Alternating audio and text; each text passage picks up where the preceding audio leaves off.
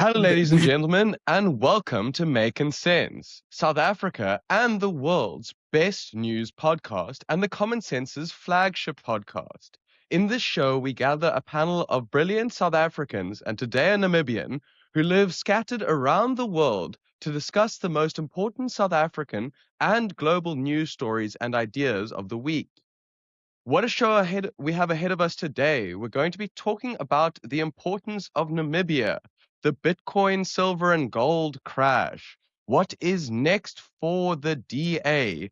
The diplomatic spat between South Africa and Israel, and Trump's nomination for the new Fed chair. But before we get to any of that, let me introduce you to our panel of brilliant South Africans and a Namibian from across the globe. Joining us from Germany, where he is being scared witless by a horse. He is the director of the Bremen Democracy Research Group, the Nietzsche of Neustadt, James Myberg.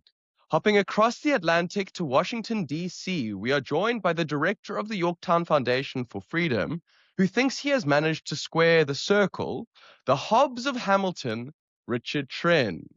From Washington, we are off to Africa, where we find our first guest in Namibia, writing an incredibly long political treatise. He is the Weber of Windhoek, Roland Brown.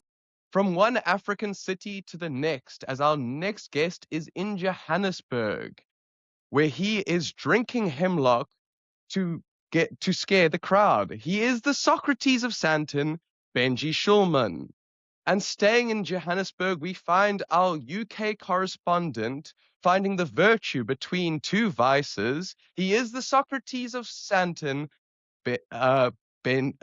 He is the Plato of Park View. Excuse me, ladies and gentlemen, Simon Lincoln Reader.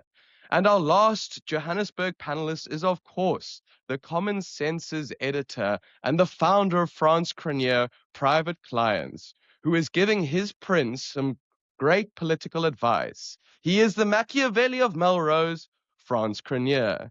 And ladies and gentlemen, as always, I am your host, innocently writing from my middle-class house about how the workers should seize the means of production, the marks of Milnerton, Gabriel Makin.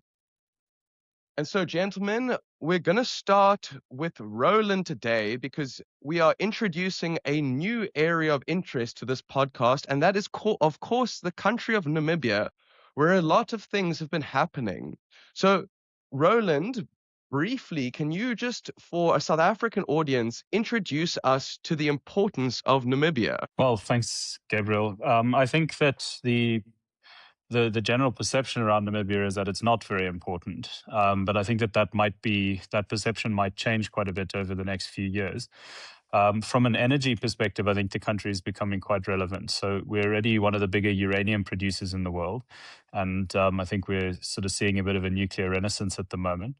But then, in addition to that, the country's made some quite significant oil discoveries over the past 5 or so years, and those look to be moving forward relatively quickly, and especially for a kind of frontier jurisdiction. And just because it's a very small economy, we're only about 3% of South Africa's GDP. These discoveries, even if they're rolled out in relatively small stages, are likely to cause a very, very dramatic increase in our GDP, and I think we'll quite likely be one of the fastest growing countries on the continent relatively soon. And then the attention that the oil and gas has brought to Namibia, I think, has made people aware of a number of other things about the country that are quite interesting. And that is that it's got a very small population. It's got very, very good basic infrastructure. So good roads, good reasonable rail, good ports, very good energy infrastructure, etc.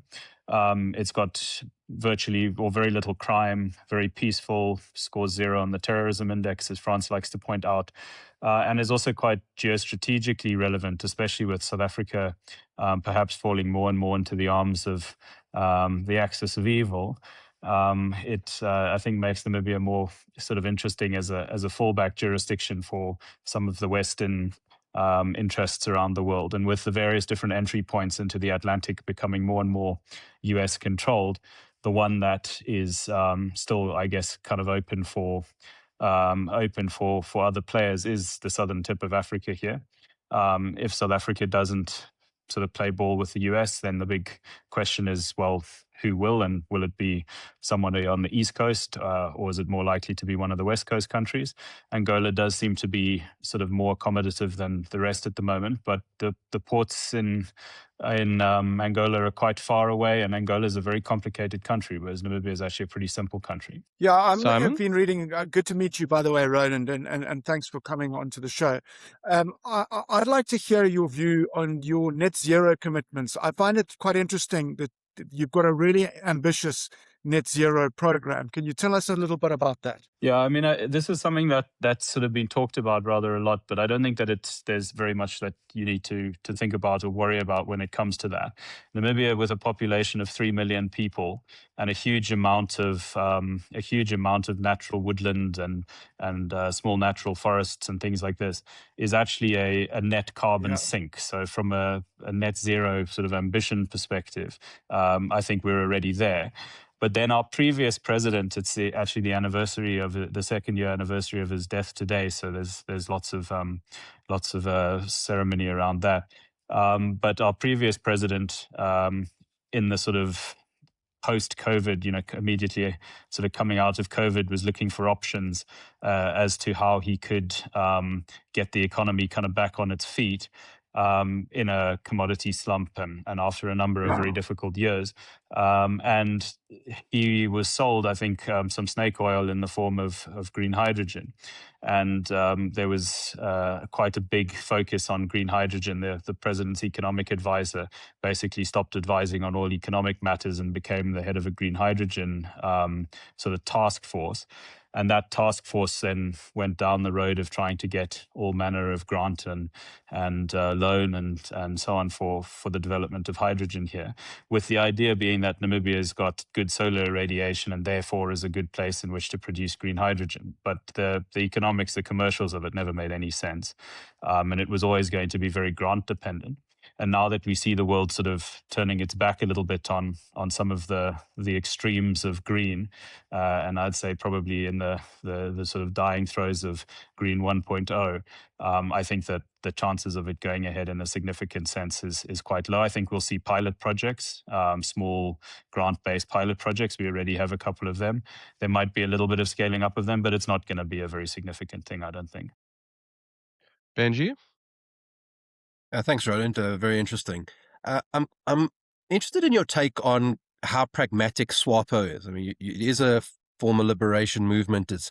Namibia does take its cue from South Africa when it comes to international diplomacy. You have issues traditionally, particularly in Africa, but certainly in the Middle East, of resource curses being arriving at places where there's democratic issues. Now, I'm not saying Namibia has democratic issues; it doesn't.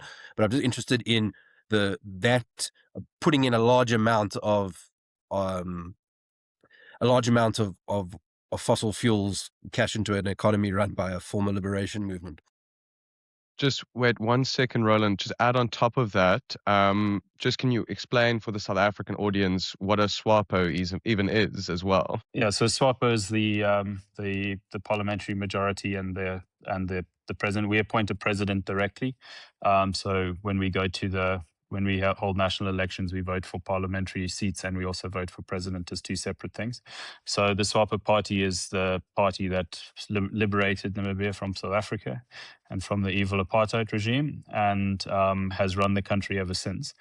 And we've had a number of SWAPO presidents, various different things. But I think that the key thing when it comes to SWAPO is probably the ideology of SWAPO, which is very interesting, because I don't think that there is a single ideology within SWAPO. If you look at what happened and how SWAPO in many senses is constituted, it's constituted of people from who shared a belief and a desire to end South Africa rule in Namibia, or South Africa management of Namibia, and to end apartheid's presence in South Africa for very, very obvious and good reasons. And these individuals were exiled for the most part, and were exiled all over the world in various different countries, from very far left to social democracies to, more sort of center-right, free markety countries. And many people absorbed the ideologies of the places in which they were exiled. So within SWAPO, you have a very broad range of ideological position. And we have some very, very sensible, very free markety people who, understand that capitalism has sharp teeth, and you can't, nobody truly believes in completely free markets, but very sensible people. And then there's some quite genuine, pretty hard left guys who spend their time poring over Marx and similar. But because of this, the party has never been sort of very ideologically unified. And I think that's been sort of one of the saving graces in many ways, is that we've never kind of gone down the hard left road.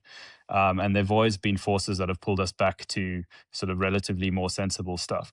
And if you just look at the history, I mean, from independence in 1990 up until 2010 or so, Namibia had went from 0% roughly debt to GDP to 16% debt to GDP. So it was extremely fiscally prudent. Then from 2010 up until 2020, when COVID hit, we had seen quite a big increase in debt to GDP. But generally speaking, we've been a fairly middle ground country, pretty sensible and so on. And most of our challenges, I think, are more kind of just administrative and accountability challenges rather than ideological challenges, although there's some exceptions to this. And yeah, I mean, we have a big natural resource industry already. It's between, the primary industries make up a big portion of our GDP. And so we have got quite a bit of experience in terms of dealing with natural resources, and hopefully that helps us a little bit when it comes to some of the resource curse concerns. But I mean, adding a single industry that could, double GDP very quickly, and with huge resource rents potentially available there are obviously big risks of corruption.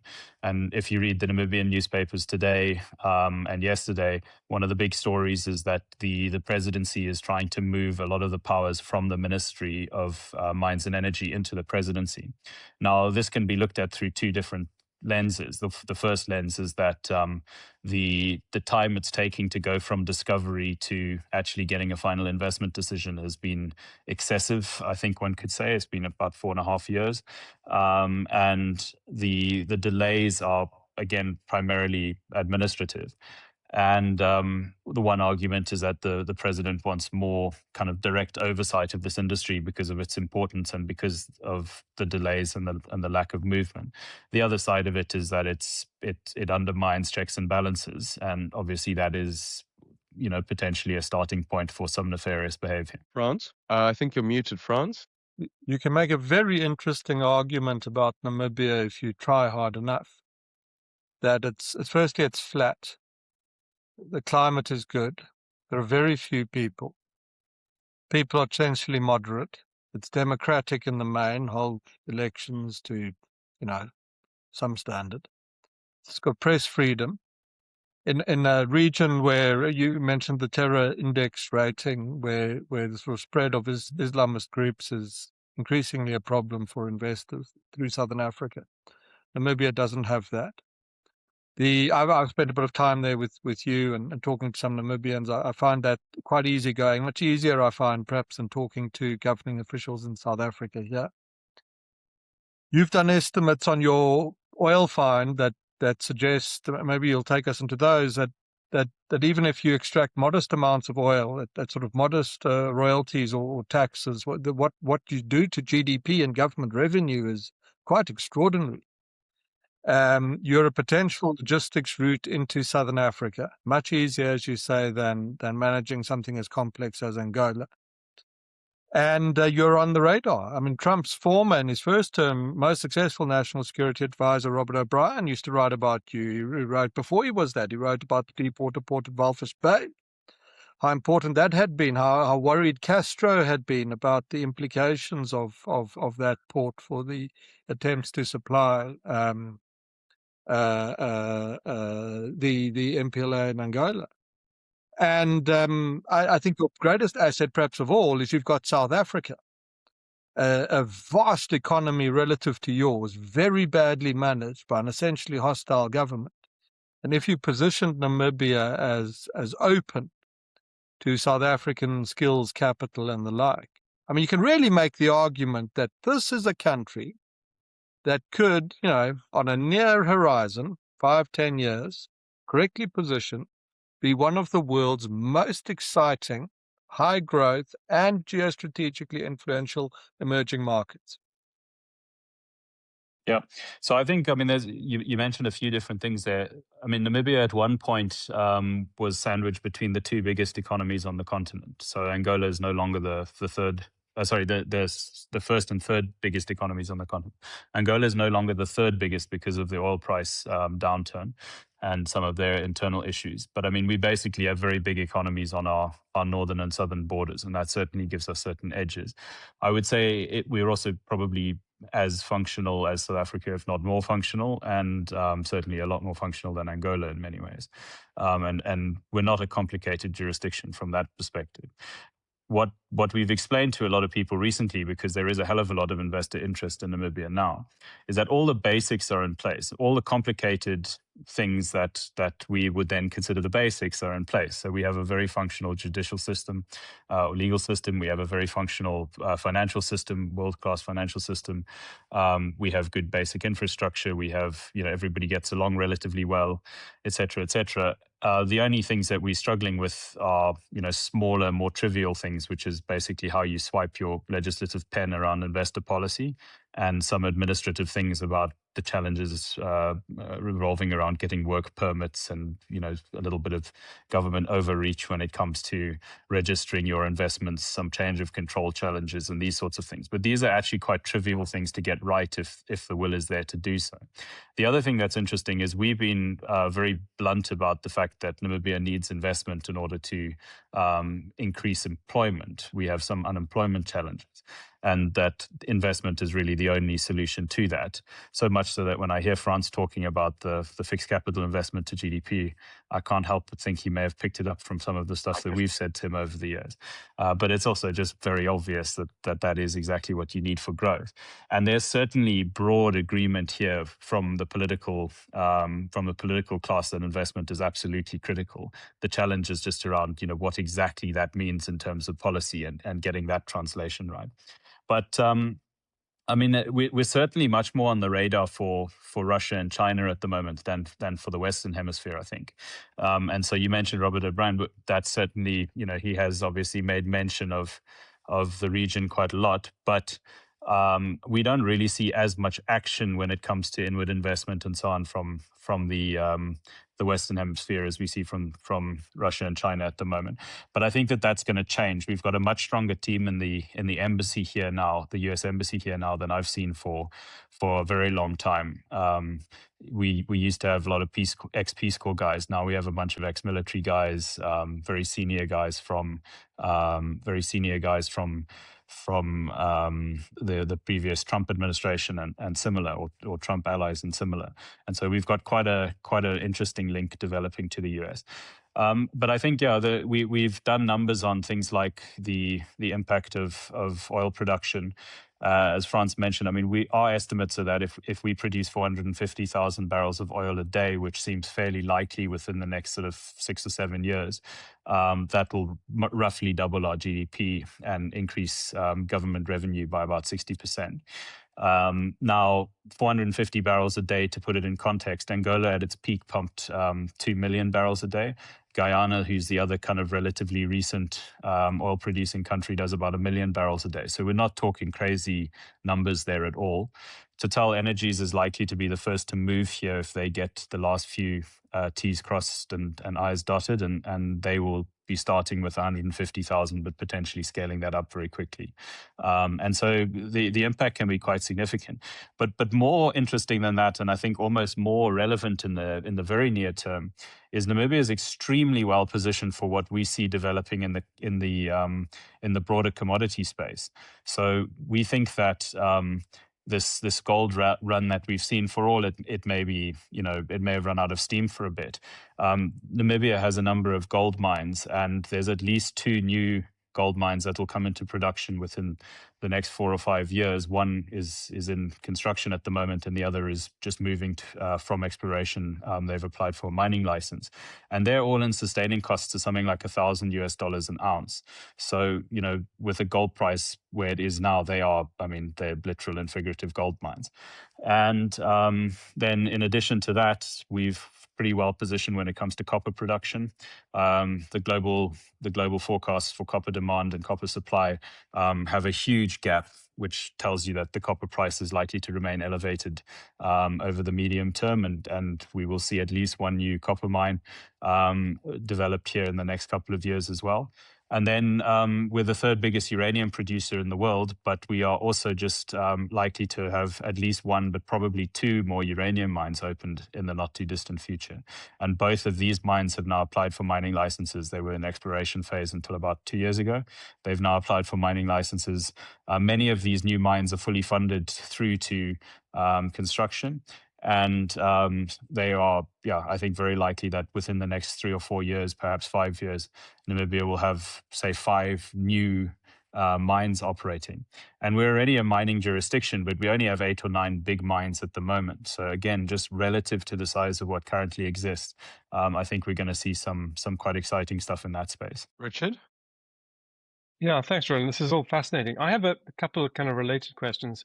The first, both you and France have said that Namibia has a very small population, as though that's a good thing. Why? I mean, I like people. People bring ideas and capital and energy and make economies grow. So why do you, unless I got you wrong, why do you say that its small population is somehow an advantage to the country? And my second question, kind of related, is how easy is it to emigrate to Namibia? Well, it becomes the population point. It is I should have gone one step further. It's quite easy quickly to get to full employment in Namibia. It's got a high unemployment rate. However, the next statement, which Roland will expand on, is that one of the crises Namibia likely faces is if it grows very quickly, it very quickly runs out of people and out of skills and out of labor, which leads to your next question, and Roland. I mean, I think there's a number of reasons that it's a small population is good in this regard. So the first, I think France has mentioned, is that we have high unemployment. Our official number is 37%, which is very high and very concerning. But in order to address that, according to our statistics agency friends, we only need something like 280,000 jobs. Now, if you look at the numbers a little bit in a bit more higher fidelity, you'll see that the statistics agency is probably getting them completely wrong. We need about 550,000 jobs in order to get to full employment, but that's still nothing, really. So you've got relatively trivial issues to fix in terms of the actual number of jobs that you need before you have full employment. Now, if you look across the continent, I think a lot of the time the challenges that the continent sits with are kind of populist challenges where you have vast numbers of people with difficult conditions, difficult lives that they live.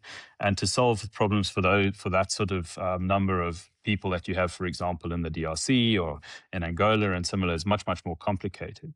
And as long as you have large numbers of kind of low information, largely uneducated people, as some of these countries do, I think that you have this kind of ever-present risk of either some kind of totalitarian, authoritarian type leadership or populist leadership.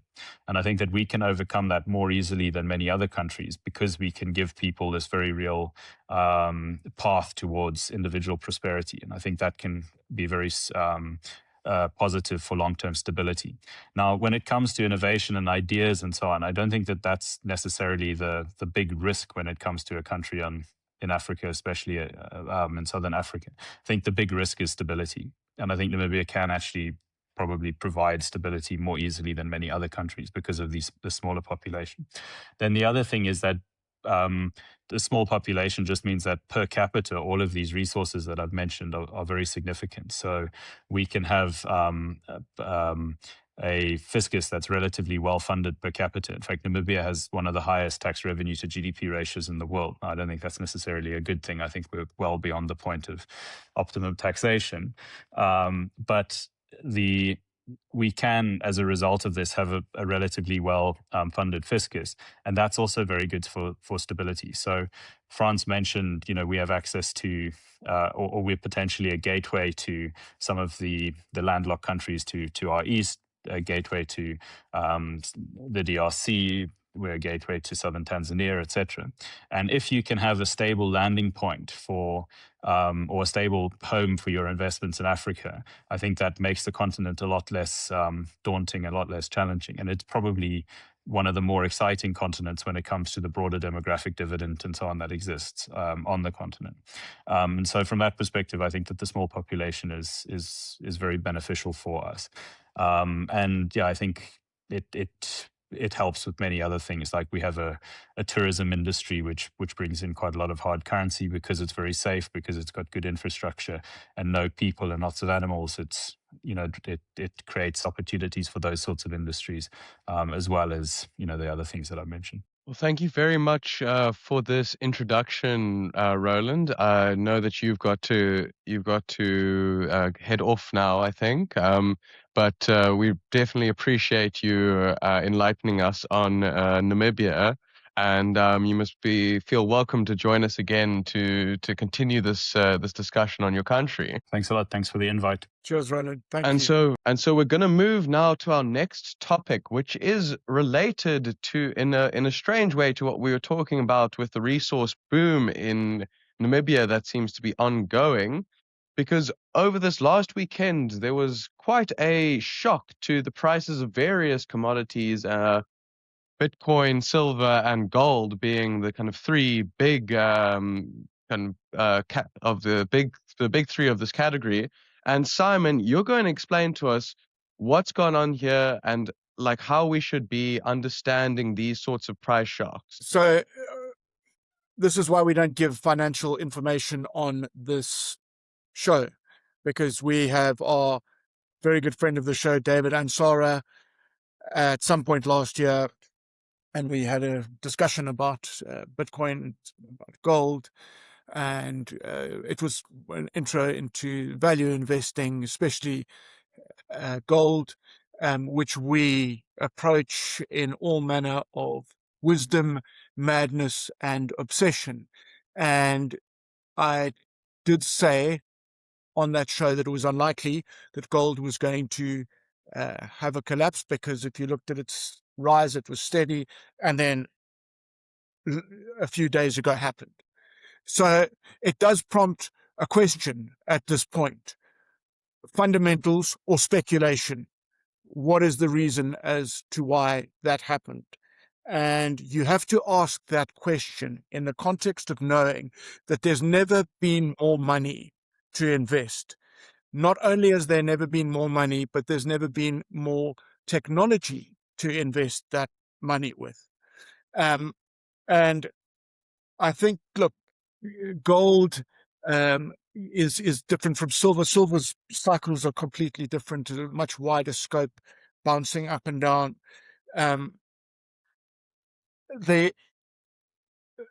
Let's look at what prompted this, or what could have prompted it. And this is speculation, because you have additional forces that you have to consider. So the collapse of Bitcoin, the Bitcoin, gold, and silver prices happened in the backdrop of the announcement of the new Fed guy called Kevin Walsh. And I know we're going to do something on him shortly, so I'm not going to take up too much time, but he is highly regarded. And if nothing else, his default is one of a fiscally ambivert and quantitative tightening, which is the opposite of Ben Bernanke, Andrew Bailey, and Mark Carney. Now, you also, at the same time, so you've got the announcement of the new Fed guy, you've also got a large expiry of options in the US. Now, if you take all three, gold, silver, and Bitcoin, you see the people that are pursuing these aggressively, they're sensitive, they're spooked, they're on their de-dollarization pursuit. Everyone has an idea of a world where you're protected, and you've got a safety net, but you've also got a view of the world that is absent of fiat currency. So the best possible explanation as to what happened at such a time, all three at once, is that there was no real, other external events forcing pressure. Things seem to have stabilized a bit. Silver is a very interesting one. We don't speak about silver enough on this show. Central banks don't buy silver, but silver is a component in solar panels, and solar panels are a component in the data center build out, which could explain why there's popularity here. As to where this goes in the future, I'm as clueless as anyone else is. There are market commentators that were talking about more fears of the AI bubble influencing this, but you could probably do worse than look to the madness of crowds, or another explanation that the slightest little tremor results in a overall impact, and that's probably about as close to finding a culprit, as it were, as you'll get. But there are no culprits here. These things are cycles. This is going to happen again, Gabriel, as we move onward to this de-dollarized utopia, that these cycles are going to repeat themselves. To the extent that they occurred, I'm not sure, but it was a very interesting thing. And, everything has to be tempered. The gold price was an astonishing win for long-term investors whilst it lasted. Bitcoin is the same. These things go up, they come down. It's unusual to have such an occurrence of all three. But I think that, as I said, it's going to repeat itself as we move along. Frans? Can't you? Frans, you're muted. Yeah. It's a pity Roland left, because last week we spoke about the rand on this show, and we made the argument that we thought dollar weakness would bottom out and South African stability would kind of peak, and the rand might break to 15.50, and that would be it. And Roland sent me a great note after that, really kind of generous note, put a lot of effort into it. And one of the points he made, Simon, is that this gold price is real yields in the US have fallen to almost nothing. The signaling from the US is we're going to put a real kind of dove in, is going to cut even further, and we're not really worried about inflation. So that just like stampedes you out of US treasuries. The other global, this is Roland's argument, the other global safe havens look kind of equally uninspiring in terms of yield. So what occurs is there's the stampede into gold. And you talk about, this collapse in the gold price. Well, a year ago today it was $2,800 an ounce. Yeah. This morning it's 5,000. This is after it's collapsed. I know. It's still extremely high.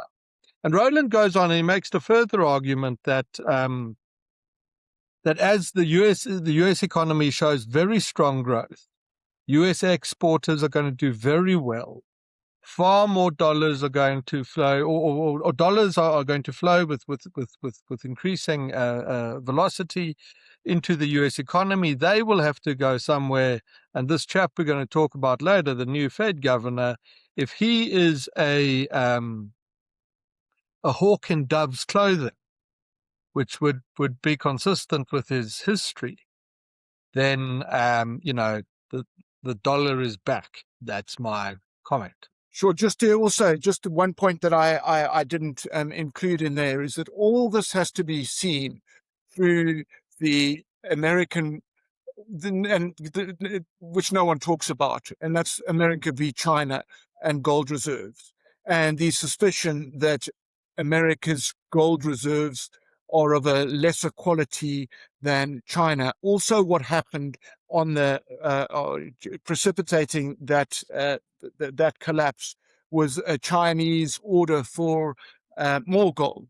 So you've got these forces, you've got these suspicions, and I think everything played in one hand, which which may have contributed. Gabriel. So I think we're gonna move to our next. Sorry, Gabriel, can I make a quick comment?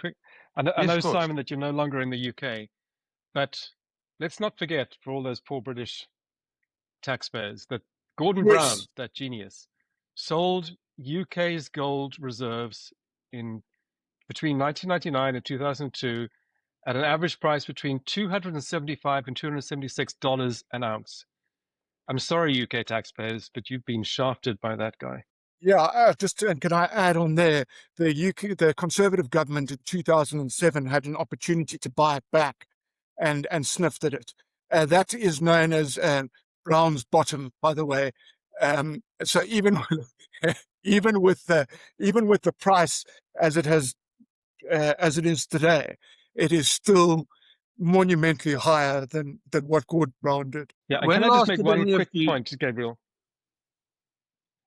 We're still, and we're going to talk about the Fed chair later, but the United States still is heading towards $40 trillion in debt, and there is no appetite here to rein in government spending. I don't know how we get out of this debt without, at some point, having a complete loss of faith in the dollar or a run up in inflation.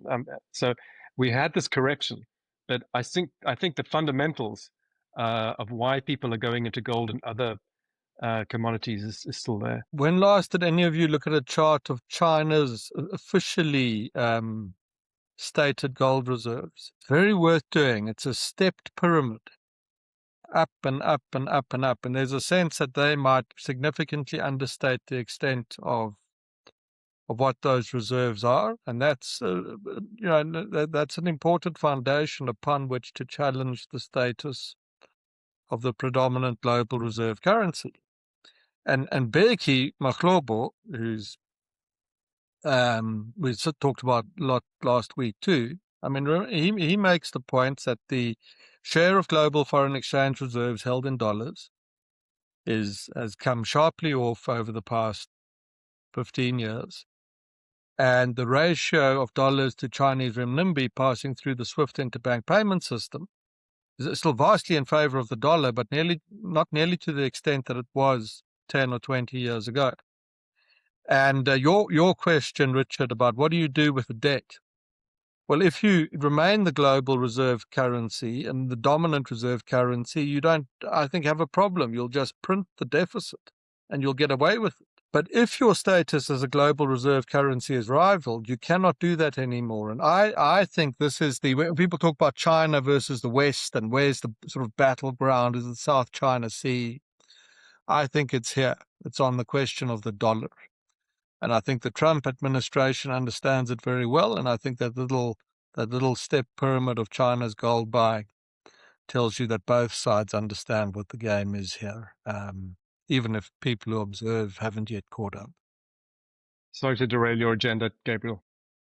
Not a problem at all. And I forgot to do this in the introduction, but welcome back, Richard. It's been too long that you've been absent from us.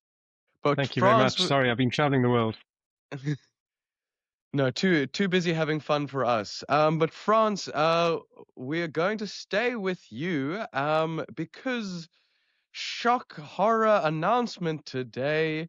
A week after coming on to the podcast and telling me that he would defeat any challenger who he could face in the April elections, John Steenhuisen is not running for re-election.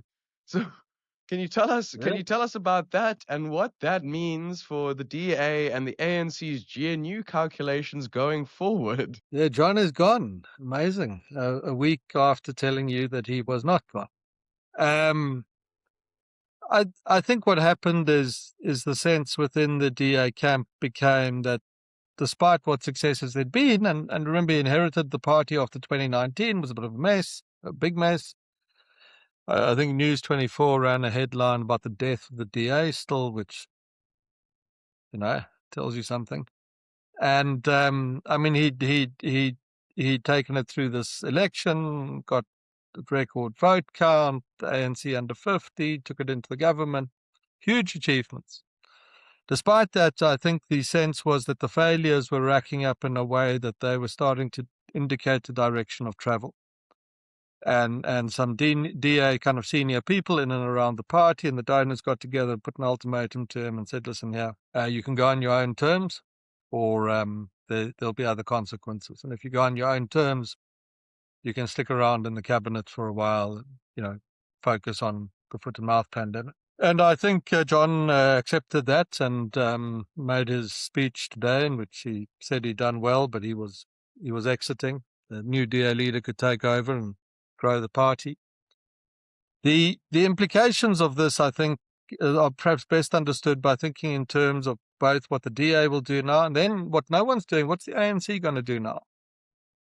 On the DA side, I think you're going to see a much more conditional approach to the government of national unity. The accommodation that John had offered, which was very important in many respects, and that we discussed on the show when we did that show about, the case for John Steenhuisen. I think that's over. I think there's a sense in the DA leadership and around the party, and perhaps with the donors and in elite society, that the party hasn't achieved much within the government at all. I don't think that's entirely accurate, but that's the sense. And the new leadership is not personally invested in being or remaining in the cabinet or in that kind of slightly seductive cabinet circle. So it's going to be conditional. These are reforms. These are reform horizons. We're prepared to walk in practice. Might not put it that explicitly. If you don't come through, the potential upsides to accelerate reform in the GNU are there. So there may be positives, but where this stuff drifts into brinkmanship, there's a question on the sustainability of the GNU now. On the ANC side, I think the maths of John's leaving is even more interesting. His critics in the DA accused him of being close to the ANC or factions of it, and very accommodating of them. And in as far as that was true, he was a very useful ally, perhaps to more moderate factions of the ANC who were wary of the EFF and MK and the pressure to exit the GNU in favor, or the DA GNU in favor of an ENF MK deal.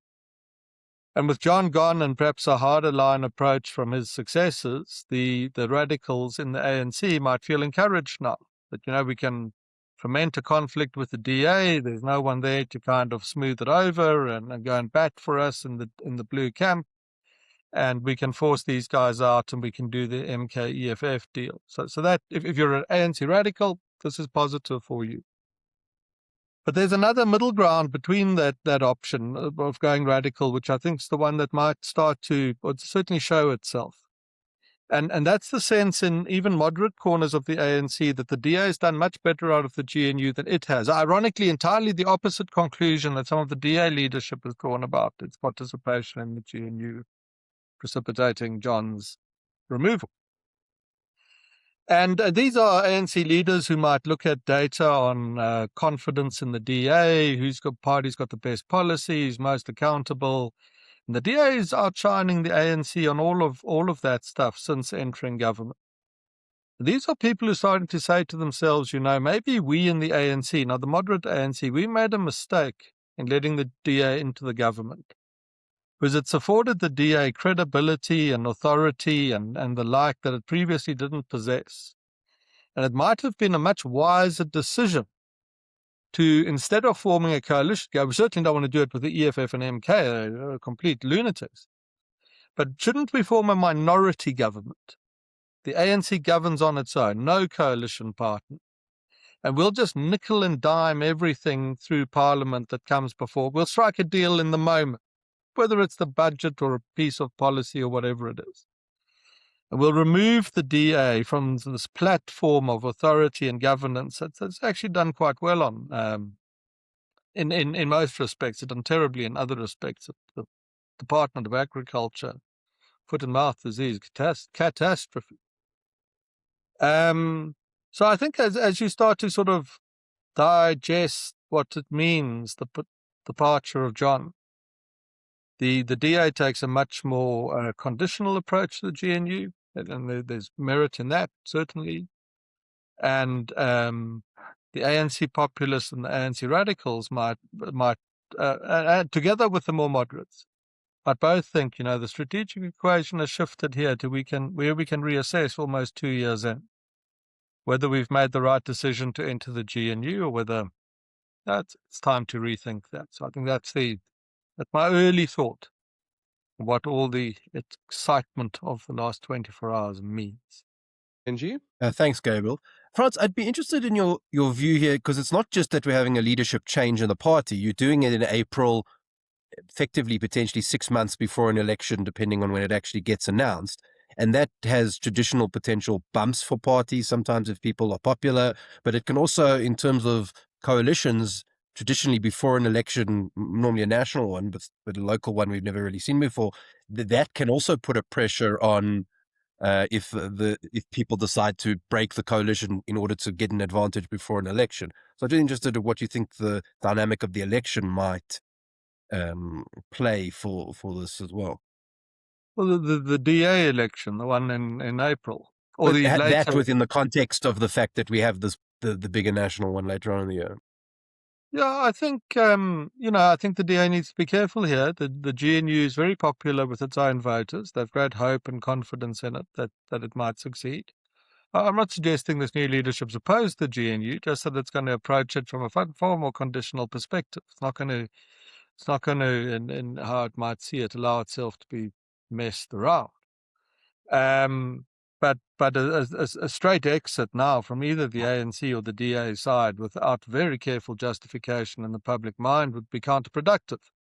People really like the idea of the GNU. Maybe it's an old echo of the South African Rainbow Nation.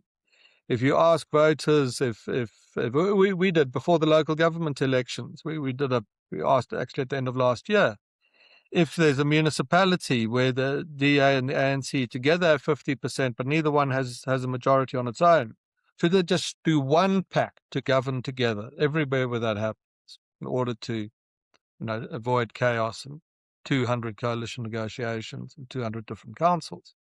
Voters overwhelmingly support that. ANC voters love the idea of the DA as a partner in a coalition, and DA voters really like, actually, on balance, the idea of working with the ANC in government. So it's not there's some imminent departure here, or in fact any real upside for either party. There's no upside at the moment to breaking the GNU deal at all. Not now. And if it does later happen, will have to be very carefully explained and managed in the public mind, or the party responsible is going to face a crippling set of consequences.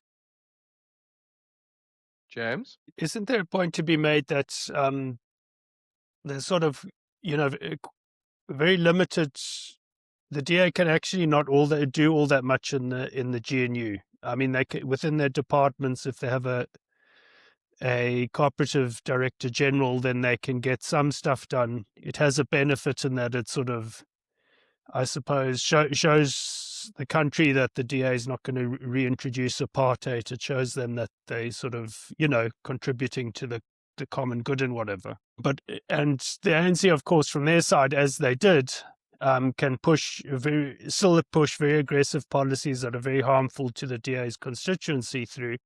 And the DA practically can't do much to stop that.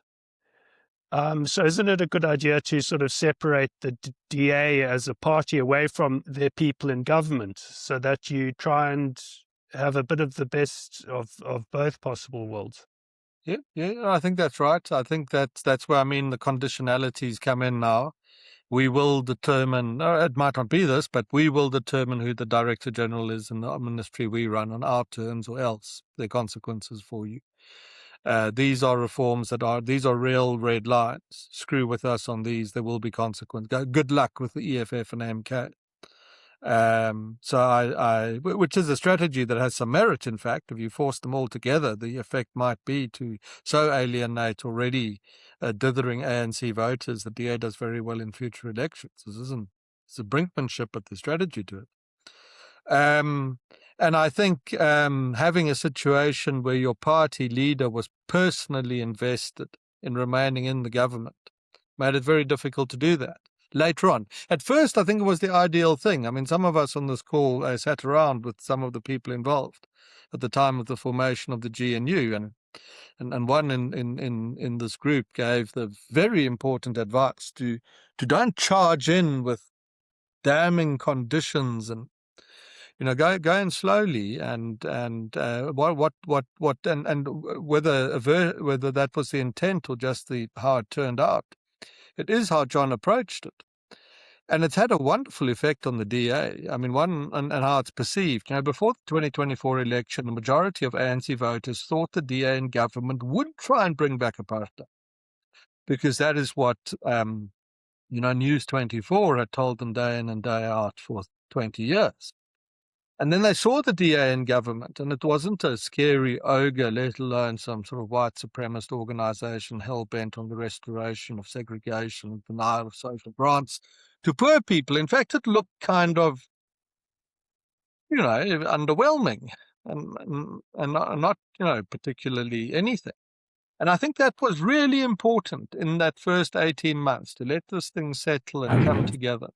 But, there are times for things and eras for things. And whereas that was, I think, on balance, the right approach at the start, the view in the DA camp has become that the clock's run down on that now. And now it's time for action in government and reform in a slightly harder line. And you can argue that up and down, but it has merit and it's correct. Another thing on what the DA has done. It's a very powerful statement on accountability in politics, not just in South Africa, but globally, where parties circle the wagons, protect the depraved politicians, tolerate a terribly poor performance. Now, John's performance, certainly of the party's performance during the time that he was leader, is perhaps the way to phrase it, is that it staged a strong recovery from 2019, did well in an election, entered the government. But on balance, that was not enough for him to keep his job. And I think the DA who did this should be congratulated for that, of saying that actually in government, the standard has to be very high. And although our chap has performed well in key respects, on balance, this is not the direction we want to be going in, and therefore we are going to ring the changes. And just compare that to the manner in which the ANC sort of recycles the corpses of the corrupt and otherwise incompetent. And it's very good, I think, ultimately what the DA has done and the message that it sends. And so, Franz, are you willing at this point to speculate on the next leader of the DA, or are we going to have to hold on a little bit longer to hear what your thoughts are there? I don't know because I can't because, of course, the party hasn't voted and the nominations haven't opened. But if I'm asked, I'd say that I think it will be Jordan Hill-Lewis, who is the mayor of Cape Town, where he has done extremely well for himself and for that city, and is seen as a most capable politician.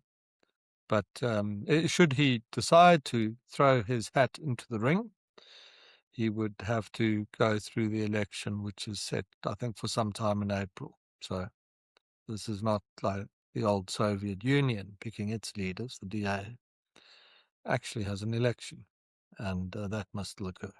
All very interesting things. And I just want to on a kind of last question on this topic, and I want to direct it towards James, because you've on this podcast before talked about the kind of importance of the separation between maybe the importance of the separation between the leadership of the DA and the government. And so, do you think that this is an opportunity for the government for the DA to kind of reset their relationship with the GNU? And do you think that is an improvement and likely to bear some positive fruit for the DA? Yeah, I think that the danger's always been that which they did sort of fall into is that you get trapped within the government of national unity. The ANC controls the civil servants below you.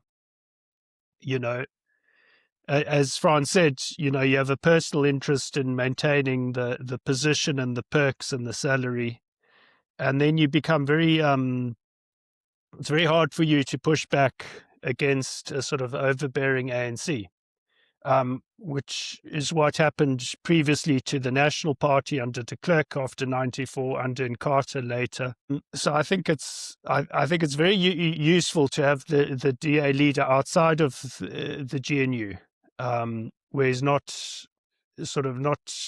under those sort of pressures, is not compromised, can take a sort of much more dispassionate view of where the party's interests lie, and that if there's a failure on a ministerial level, that the whole party doesn't get tainted by that. If Jordan becomes the leader, then obviously he has to balance that with being mayor of Cape Town. I would presume he doesn't become a minister in the government, and I think it would be a bad idea. So I think it's to manage this difficult position where you are in a sort of weak position in the government, just because of the structure of government, your inability to have your own civil servants below you. I mean, my view and is that it's better for the leader to be outside of that. Now we're talking about Jordan Hill-Lewis. Obviously, one is asked, what do you make of the chap? And I think he's terribly nice, but that's not what's important. The two things I've been telling or banks and whatever that ask these questions. One is, I said he stood up to the Cape Town taxi industry, which are violent gangsters, politically connected, and terribly dangerous people. And he stood up to them on some traffic enforcement measure, and he wouldn't back down. And he told his police, you'll impound those vehicles where they break the law.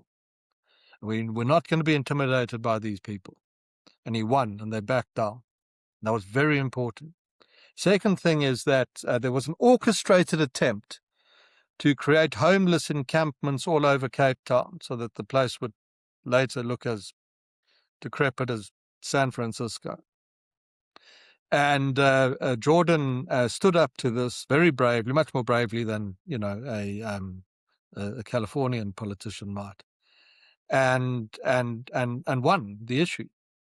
And I was very fortunate one afternoon to have a bit of a walk around Cape Town, where he showed what he was doing, and it wasn't cruel at all. He'd put together that he never received any credit for the most kind and generous sort of housing and support and social welfare institutions for sort of homeless people and drug addicts and the like, to help to get them off the streets. And he won on that issue, which very few American politicians had been able to win on. And he comes at the thing, if you want to, sort of from a very centrist, his critics might even say slightly center-left perspective. So if you want to weigh up what you might be getting as the DA leader, if my guesswork here is at all accurate, you are getting a chap that where he's been tested has been very, very, very strong. And that goes to the point of this more conditional approach to the GNU. We've been through that. We've shown our bona fides as the DA, might be the argument. We've shown we're serious about working together. Now it's time for action. Benji? Thanks, Gabriel. Actually, maybe a question for James here. The internal workings of the party have a big effect on the elections and on the outcome. And there's a certain regionalism about it, the Western Cape versus Gauteng. And the DA does like to have democratic contests. It doesn't like to have coronations in elective conferences. And I wonder whether regional dynamics might play into who the other people that put up their hand for the election might be. Yeah, well, you talk about the Western Cape, Gauteng. What you actually mean is the Cape Transvaal split in the party, which is still very much an issue at times. Yes, these things will be very important. But I and Hill-Lewis obviously of the Cape. and will just have to be carefully managed. But he's, as much as, I mean, we've listed some attributes of the chap. One of them is a very skilled politician as well. You know, in how he's managed Cape Town, and I'm sure that he and the very good people he keeps around him, something his Steenhuisen didn't do to nearly the correct extent, will be able to manage these things if it comes to that, and if he wishes to stand and lead the party, and which, you know, is such a hard thing to do. I'm always, just as an aside, that anyone like Jordan might even consider doing this.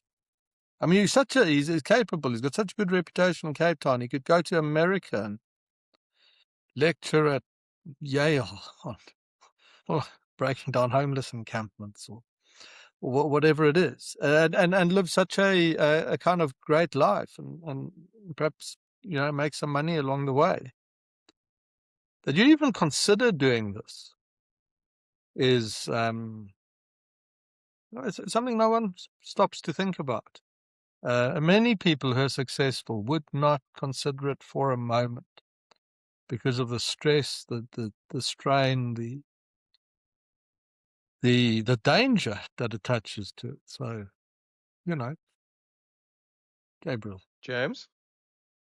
Is there a potential sort of issue of having, you know, obviously Jordan coming from Cape Town. Cape Town's essentially not been under ANC rule ever, except for a very brief period, which was very unpleasant. The rest of the country is sort of suffering from the trauma of total institutional breakdown and collapse. Is that a potential problem that a DA leader from the Cape won't have the sort of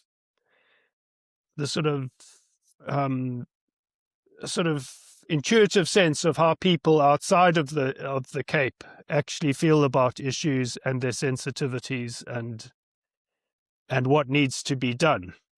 Because it's sort of like two different countries, so it's almost like, you know, outside of the Western Cape, which is run really to first world standards, things are very different.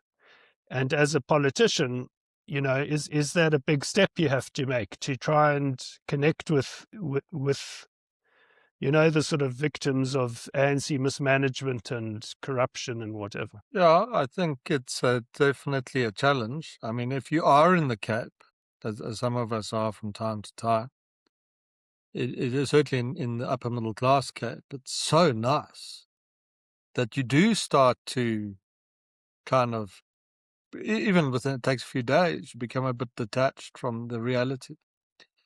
Someone who discussed him with me this morning said the thing about him that impresses this person is that he asks a lot of questions about what to do. And he has senior colleagues, and Helen Zille, who will run for Johannesburg, understands this stuff inside out and all which ways around very well.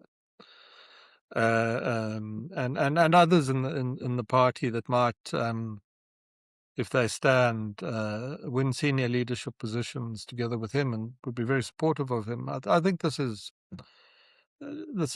something that won't emerge as a too great a problem at all. And, you know, if he plays it well, you know, you can take the story that, you know, the Cape is more successful than other parts of the country in key respects, and take that on and say, look, I was the guy that did some of that, and let's try and do the same in Johannesburg and elsewhere. I mean, there's you can turn it into an asset. I think that is a great place to leave our discussion on the future of the DA. But we're going to stay in South Africa for this next story because, Benji, you're going to be telling us about another, I mean, you know, the feels like the 1,000th diplomatic spat between South Africa and Israel at this point. But there's been some new developments involving throwing out ambassadors left, right, and center, and some persona non gratas. So can you just run through what's been going on here? Yeah, thanks, Gabriel. As you say, there's always seems to be action on this particular topic. What is interesting is the actual persona non grata status. I went ahead and actually looked to see in the last 30 years since the dawn of democracy, how many persona non gratas have actually ever been issued by South Africa.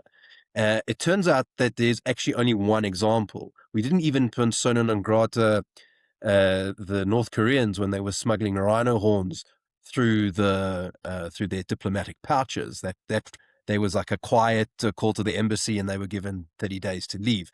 The only other example we have was in 2021, when a group of unnamed diplomats from what seems to be from the statement, a number of embassies were running an illegal alcohol sales gig using VAT-free alcohol in the airport lounges. And that is the only other time in the history of the country we've ever had a PNG.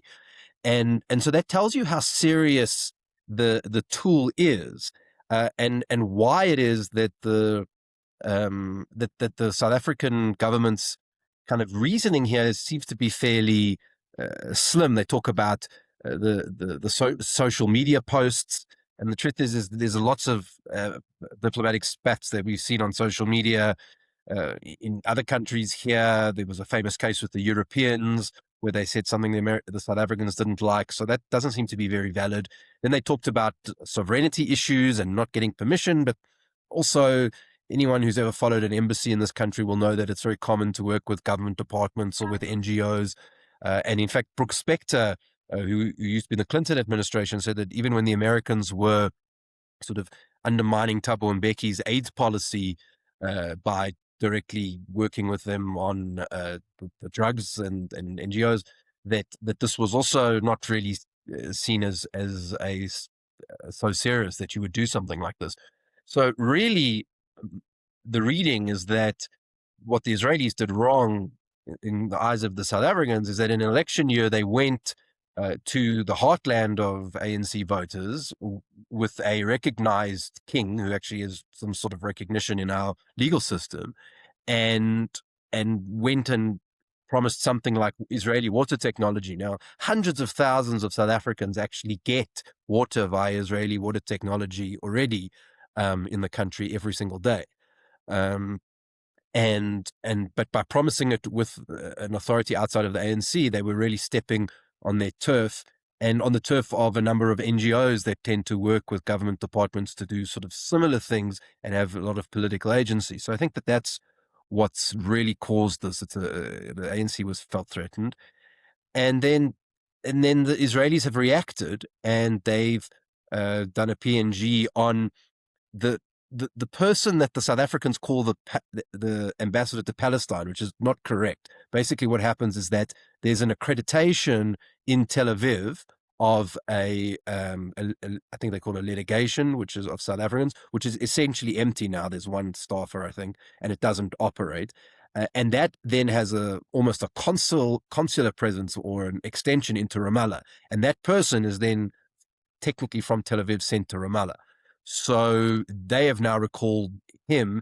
And it's interesting, there was a statement from the government saying, well, we'd really like to actually reaccredit a new person as soon as possible, because the South Africans rely on that connection quite heavily to talk to the Palestinians. And so I think that there's been some concern around that as well. James? Was the whole water thing a real basis, or was it a pretext for? I think that the other motives is the fact that the Israelis are kind of showing up the South African foreign policy. It looks very bad, I think, if this country that you're taking on genocide charges and calling racist and or whatever is suddenly working in the poorest part of the country to provide the one service that the South African government can't. I'm not sure that the ANC could stand that kind of public image in an election year. I suppose, Benji, there was also this contradiction between the sort of idea of the Israelis helping people in the Eastern Cape, which is one of the ANC's last strongholds temporarily, and the sort of policy of the South Africans towards Israel, which are these sort of monstrous people who are so cruel and so terrible. that if South Africans started to see these Israelis helping, they'd start to say, but actually, these guys look all right. And what I understand is that the early little interactions that Israel had had in the Eastern Cape were celebrated by communities and people who were very enthusiastic about their presence. And I think that panicked the South Africans and the ANC, who said, you better put a stop to this before people start to see that, it would be an Israeli rival to Gift of the Givers, essentially. And the broader sort of global diplomatic damage that would do would actually be very serious to the basis of the South African foreign policy towards Israel. Yeah, Frans, I think that's correct. And I think that, if what's interesting about South Africa in terms of at the population level is, I think one of your competition, which is Pew Polling, did a poll where they asked, I think end of last year, just a favorable, unfavorable rating of Israel in the minds of the population. And they looked at 24 countries and asked this question. And South Africa came in the top 5 of the world, right? Yes. More than the UK, more than Germany, more than Argentina, Japan, South Korea, Canada, right? So I think the Israelis can read polls and they understand that they can very easily talk to the population in a way that actually the South African government struggles to. And effectively, both the social media and this appeal to traditional authorities, ethnic communities, religious groups, it's effectively a way of appealing over the heads of the elite who tend to control the discourse on the South Africa-Israel relationship, and go and talk to people who they happen to know want to talk to them. Yeah, I think that's exactly what it was. I looked at some data on the Eastern Cape. 3 in 10 families don't have access to an improved water source. And this is 30 years after democracy. It's horrific. The extent of pit toilets, it's a national leader, beats all the other provinces. And then I found it peculiar, as well as the government keeps these statistics, the same government throughout the Israeli, that only a fraction of the East Cape's pit toilets had ever been cleaned, pumped out, which apparently they just fill up and then you dig another one next door. And the diseases, the incident fatality rate or something of kids who get diarrhea in the Eastern Cape is like double the national average. It's worse than, the most backwards places in the world. Schools closed because there's no water and there's no sanitation. It is, it would be one thing you could kind of say, look, if the Eastern Cape was efficiently governed and people had clean water, weren't drinking with goats and cows and the like, and pit toilets, that, you stand up and fight them. But to condemn one's own people to a deeper hell than they're already in order to make this foreign policy point really is cruel. I thought it was cruel. Richard? So Benji, sorry if you already said this, but has the project in the Eastern Cape, the water project, that has now been halted? Am I right in thinking that? And Sorry, Richard. Yeah. Okay. I guess answer my first question, then I'm going to ask a second. Yes. So basically, what the Israeli officials were doing was they were coming for the first time really to the Eastern Cape. The king and Daliebo had been to Israel previously and had seen the technology that they were interested in, and now this was kind of the follow-up delegation, and they were sort of working with Israeli NGOs who were going to bring the water project. So that was it hasn't really started. It was just a kind of pilot. Okay. All right. And has any has any media outlet, looking at certain journalists around the table, has anybody been there to the Eastern Cape to interview these people who might have benefited, to see what they might think about this, or has that been reported in the media? So I'll answer that question in 2 ways. The first is I saw something from the Jewish Board of Deputies claiming that there was like a review done of non-English language speaking media, and that in the non-English language speaking media, actually, that there was quite a positive idea that you would want to have water in the Eastern Cape amongst those communities. But the English media has been, I think, sort of universally hostile to the idea that the Israelis should have been there at all, which is kind of interesting. the other thing, which is there is actually a precedent already for this. If viewers want to go, you can go look up something called the Maduro Dam in the northwest. It's not nothing to do with the Venezuelans, and it basically was a dam that was completely it'd been destroyed basically through a problematic sewage regime, if you like, and it was unusable. And there was some piece of Israeli technology, which I don't know how they did it, but they got the Northwest government involved in a project, and for free, basically treated this dam, which I think supplies or is surrounded by a community of 500,000 people. And that dam is still clean to this day because of that one application of the tech. And it shows you the people around there were very, very positive about that project. There was other issues, and it never kind of went further. But the point is that it's a working model. It can and does work. Yeah. James? Yeah. I mean, I speak under correction, but my impression is embassies have contacts with NGOs to do good works all the time. So this comes across as a sort of somewhat spurious pretext to take this very serious step of PNGing someone. And secondly, to what degree was it a deliberate provocation, given that the Trump administration has made, one of their sort of conditions for restoring proper relations has been that, South Africa just gets diplomatic relations with Israel back on track. Yes, I think that is part of it. I mean, Brent Bozell, from what I understand, is sort of imminently supposed to actually be properly confirmed and appointed into the American embassy. I don't think that it was really thought about as a way of annoying the Americans further, but it has seemed to have achieved that. I see that the State Department has issued something saying that they don't really appreciate what has happened. So it's going to be another one of those things that is going to be part of a frustrating American-South African relationship. And Bozell in particular actually has a kind of vested interest in this. He's not just kind of doing the Trump agenda. I think he actually is himself very much a pro-Israel ambassador. And I think he's going to make this part of his term here as well.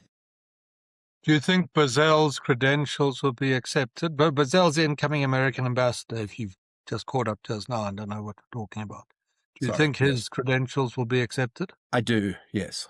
I think that it would be difficult it would be a difficult hill even for the South Africans to die on, not to accredit Trump's ambassador. Well, I think that is a great place for us to leave that story. And we're going to stay, though, on the topic of, you mentioned America. We're going to stay talking about America and people that Trump's appointed. And there seems to, as Simon prefaced this earlier in the show, but there seems to be some real optimism about Trump's choice for the new Fed chair. So, Richard, you're going to explain to us who Trump's choice is and the importance of this choice.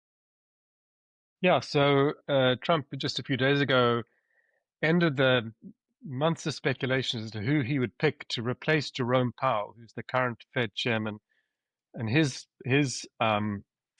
role ends on the 15th of May. And so Trump, it was coming down to what people thought is the two Kevins, Kevin Warsh or Kevin Hassett. And Kevin Warsh is a former Fed governor.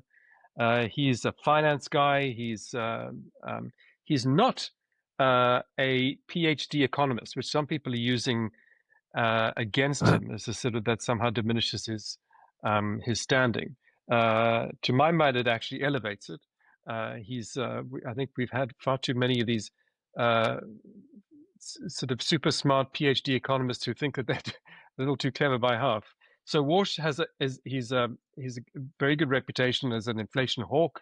He's somebody who, while he was a Fed governor previously, not the chairman of the Fed, but one of the other Fed governors, he came out against the quantitative easing in following the financial crisis, warning against the printing of money, basically, that central banks around the world were doing, and he was he was an opponent of that policy.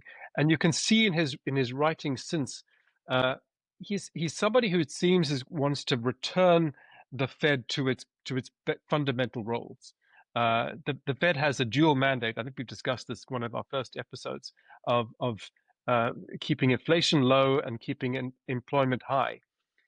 He's someone who doesn't see those two things as contradictory. He sees inflation as a monetary phenomenon, and that if you have a hot running economy with high employment and low unemployment, he doesn't see this as necessarily inflationary or causing increase in prices. In fact, his attitude is, and I think this is correct, that a hot economy producing more goods means that supplies going up, prices might start coming down. So this is, I think, something very encouraging.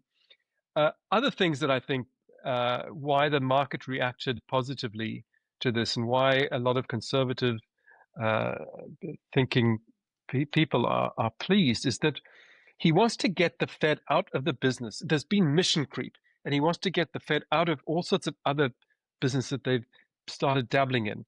Rather like Simon's favorite, the Bank of England, they've been getting into things like climate change and getting into things like monetary policy and sort of racial equity, and in starting interfering in fiscal matters and in the allocation of capital. So trying to sell getting involved in the mortgage-backed security business.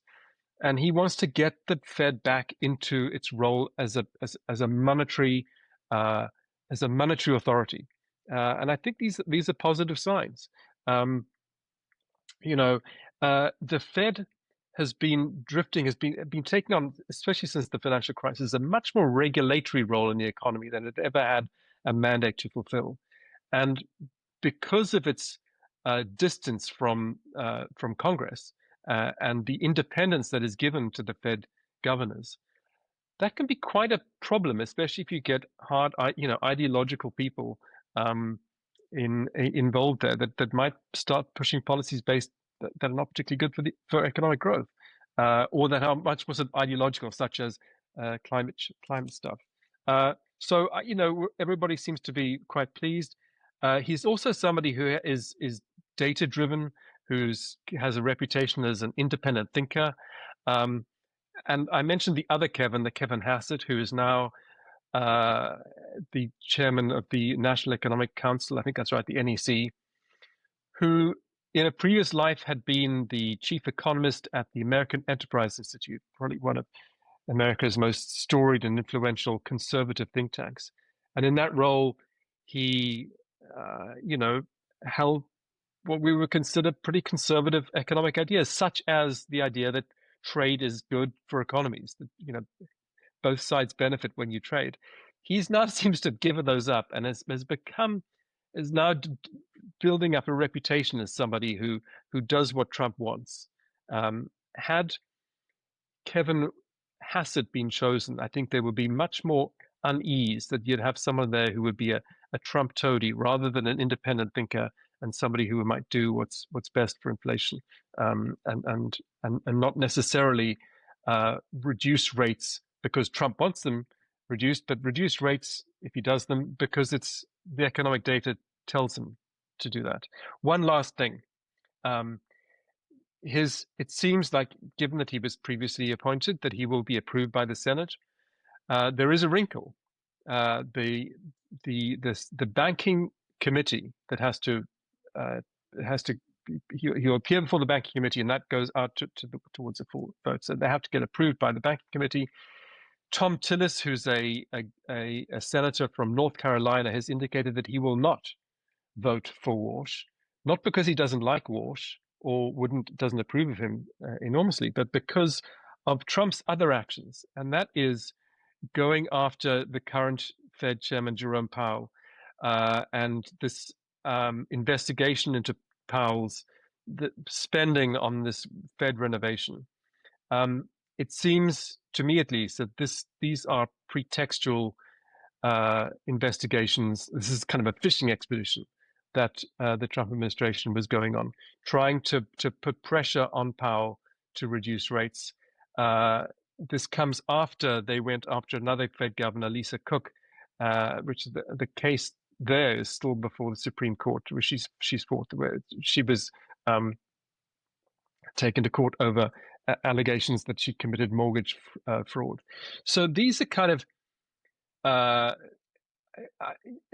think the first thing that the Trump administration should do is drop these investigations to the pile, drop this kind of pretextual banana republic kind of pressure on this agency, and get Walsh approved. Yeah, so Richard, just on the question of Kevin Walsh, I think there's two things I kind of want to ask you about. One is what should the ladies and gentlemen's expectations be, and the difference between a Fed managed by Jerome Powell and a Fed managed by Kevin Walsh. And the other is, what do you make of the fact that Trump has picked someone who is an inflation hawk, who seems very unlikely to be pressured into raising rates, who lowering rates, who doesn't seem to be the kind of Fed governor that Trump was trying to force Jerome Powell into being? Like, what should we make of that? Well, on the first thing, who knows? I think Jerome Powell had good credentials coming in, but he made all sorts of bad decisions, keeping rates too low for too long, and then raising them very high, very quickly. So, these decisions are made by individuals, and everybody makes mistakes. But it seems like that Walsh has a very good reputation. We're in some pretty capable hands there, and I think the basic notion that he has, that a fast-growing economy with high unemployment is not necessarily inflationary, that these can be good things, and that you could have low inflation and high growth, that these are not contradictory, working against each other, I think is a good sign. I'm not entirely sure about the Trump thing. It might just come down to the politics of this, that he knew that if he put someone forward who had a reputation, or would be perceived as a Trump toady, there are enough Republicans out there who would object, and that he would not get confirmed through the Senate. So I think he had to balance these things, the political considerations in the Senate, with the credibility, but nominating someone who's a credible, could be a credible governor. The other thing is that maybe, and France mentioned this earlier, maybe he understands that we need to keep the dollar as the reserve currency is what's keeping America afloat at the moment. The reason we can keep borrowing is that we maintain that reserve status, and having someone there who is committed to that, rather than like someone who's Trump in a temporary position, put in his one of his in-house economists, Stephen Myron, who I think his term ended today. That was just a temporary post. He was sitting in a chair. He was someone who wanted to remove the US dollar as the world's reserve currency. He didn't want that anymore. So I think there's this battle going on. It seems that those who want to maintain the dollar as the world reserve currency have won, and I think this is a good sign, at least for us Americans, we Americans who want to keep spending like drunken sailors and not have to worry about the consequences. And then just one last question. So for the ladies and gentlemen, how long will it take for Kevin Walsh to become the Fed chair if everything goes successfully? So Jerome Powell's term ends on the 15th of May. I'm not entirely sure what the agenda is, but they will, over the next few weeks, maybe probably by April, I'm sure we'll be having hearings in the banking committee, and so certainly by the 15th of May. The other question that remains is, Jerome Powell is no longer the chairman, but he doesn't necessarily have to step off. He can still remain on the Fed board. He can just go back to being the non-chairman. He might choose to remain on the Fed board to poke in the eye at Trump and tell him to stop pushing these independent agencies around. So it'll be interesting to see what Powell does, or whether he has enough Soros and gray hair from Trump the various accusations against Trump. Maybe he wants to go and read a book at the beach for a bit. I don't know. Thank you very much, Richard. I feel that feels like a great place to leave this week's episode. But before we go, though, I would like to take a moment to remind the ladies and gentlemen at home that the Common Sense has a website. On it, you can find articles that delve deeper into many of the topics we discussed today, as well as writings about a huge number of other topics, from sport to culture to personal finance and economics. And you can find writings from all of our panelists on the website as well. At the Common Sense, we make South Africa make sense. So let me give a huge thank you to our brilliant panelists for their contributions this week. And thank you to you, the ladies and gentlemen at home, for tuning into this week's episode. Make sure to tune in again next week for another episode of South Africa and the world's best news podcast. I've been Gabriel Makin, and this has been Making Sense.